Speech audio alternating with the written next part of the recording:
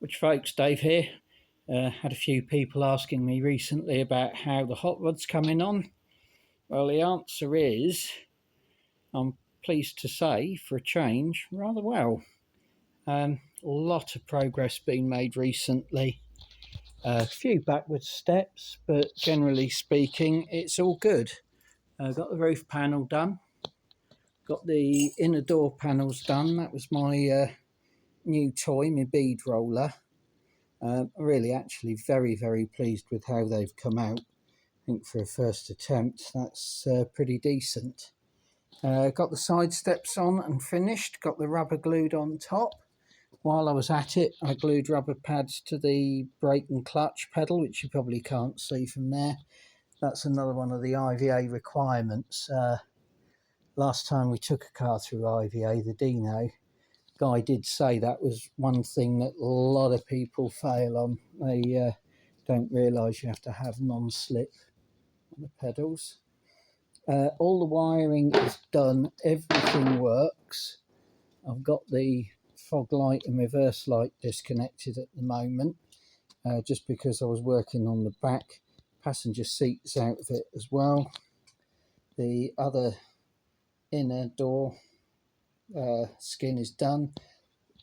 Back one is sat over there at the moment. I'm going to fit that in a minute, hence the electric screwdle driver sat there waiting to be pressed into action. The roof liner, which was rather a challenge in my mind, I found something rather cool for that. These are called jigsaw playmats, and they're really cool because they've got a nice texture to them. They're flexible in both directions. They're slightly stretchy in both directions. And in actual fact, they push into the curvature at the back there really quite nicely. So I'm going to make the roof lining out of those. It's something just a little bit different. I haven't seen it done before. I haven't seen people use carpet. I've seen them use cloth. I've seen them use vinyl. I just like it. It's just different, odd, a bit like me, really. Yeah, so there we are. The stereo's all in and working.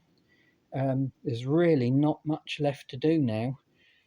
Primarily, it's tidying up, paintwork, carpet, 2 front windows, windscreen.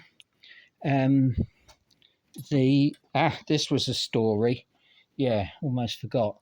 Absolute nightmare with the door. Couldn't get it to open and shut.